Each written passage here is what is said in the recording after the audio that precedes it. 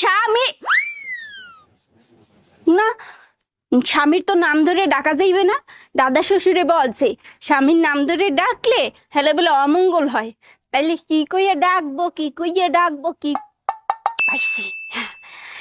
এ কুত্তা খাইয়ে যা। এই নাও পাতা খাও। পাতা খাবো কেন? আমি কি ছাগল নাকি? আরে এই পাতা খাইলে বুদ্ধি বাড়ে। এই পাতা খেলে যে বুদ্ধি বাড়ে তার একটা প্রমাণ দেখাও। বলো তো 1 কেজি চিনিতে কয়টা দানা থাকে?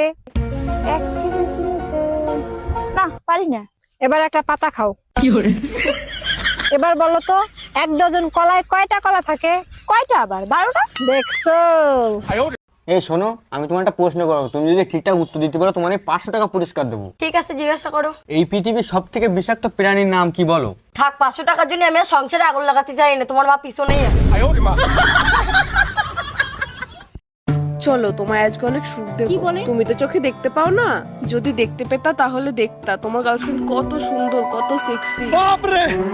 আমার বাড়া, তুই যদি এত সুন্দর হতি তাহলে তোরা কি কেউ ছাড়তো? আর তুই কি লড়াই কানার ধরে এসে ফেনা বার করতি? এই স্নেহা, এটা কার মেয়ে? কেন আমাদের মেয়ে? বাহ, খুব মিষ্টি দেখতে হয়েছে তো। কার মতো দেখতে হয়েছে গো? শিবুদার মতো। আমাদের মেয়ে শিবুদার মতো কেন? তুমি তো 4 বছর বাড়িতেই ছিলে না।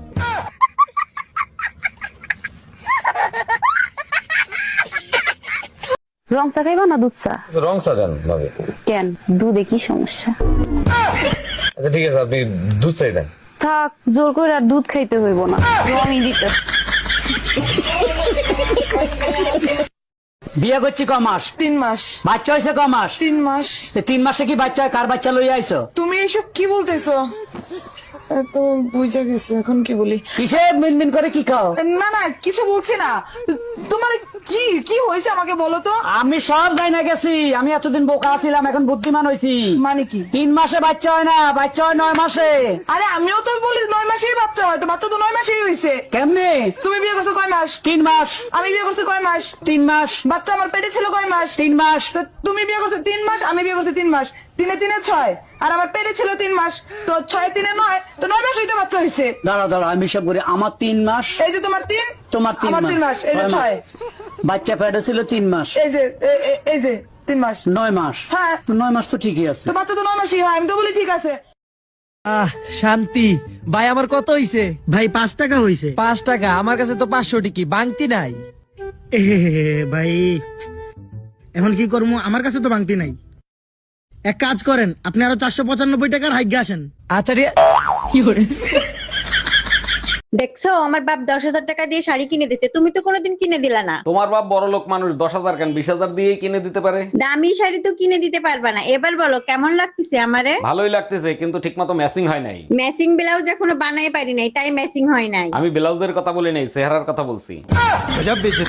তোর সংসার নেই, তুই থাক, গেলাম আমি বাপের বাড়ি। যাও, কিন্তু যাওয়ার আগে সুমন ফকিরের 600 টাকা দিয়ে যাইও। কিসের টাকা? আমি তো তার কাছ থেকে কোনো টাকা ধার আনি নাই। তোমার জন্য একটা তাবিজ আনছিলাম, বলছিল তাবিজে কাজ করলে টাকা দিয়েন। কি তুই আমারে তাবিজ করছিলি? এই যে আমার মুখোমুখি একদম তর্ক করবে না, তোমার কিন্তু একদম সাকো করে দেবো আমি। এ শোনো, তুমি আমার সাথে লাগতে আসবে না, তরকারির সাথে থুতু মিশিয়ে খাই দেবো, টেরও পাবা না।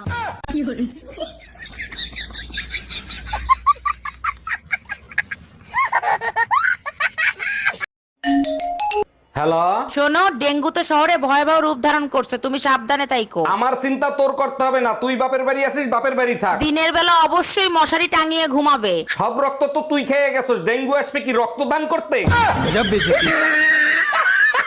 ভাবি, আপনারে তো আর পটাতে পারলাম না, আপনার একটা বান্ধবীর সাথে প্রেম করায় দেন না। আমার একটাই অবিবাহিত বান্ধবী আছে, কিন্তু ওর একটা সমস্যা আছে। একটা সমস্যা তো, ওটা আমি ম্যানেজ করে নেবো, আপনি কথা বলেন। পরে আমারে কিছু বলতে পারবেন না, ও কিন্তু আইসক্রিম কামড়ায় কামড়ায় খায়।